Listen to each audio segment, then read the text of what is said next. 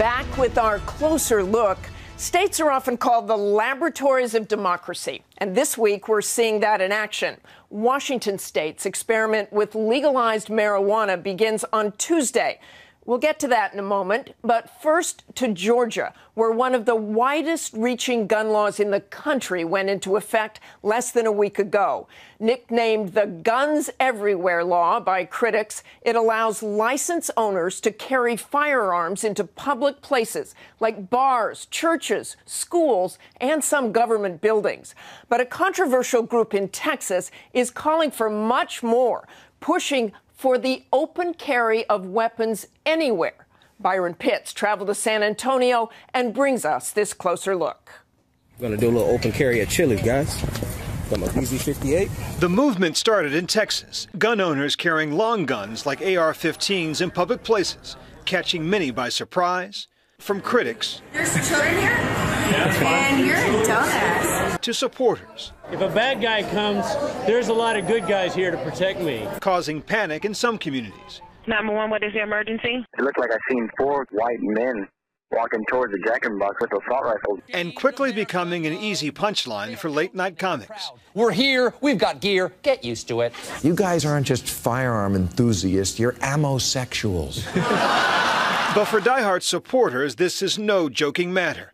Rather, it's as serious as the U.S. Constitution.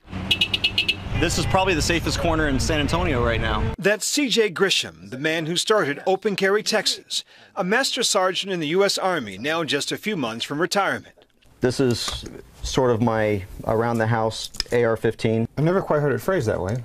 My around-the-house AR-15? Yeah. He proudly showed us the small arsenal he keeps at home in his bedroom closet, all loaded, his wife's, and their children's.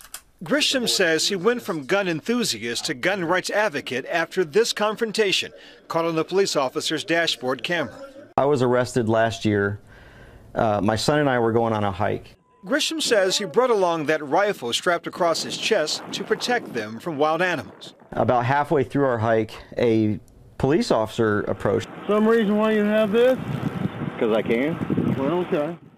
Since carrying a rifle is legal, even without a license in Texas, Grisham believes what happened next was illegal. Hey, no, don't disarm me, man. Hey! And at that point, he pulled his gun, stuck it to my head, threw me into the car. How long are you keeping me in jail for? That video went viral. A national movement was born. Not just the right to carry a long gun openly in public, but handguns as well. And that's the bottom line for you, the right to openly carry a pistol.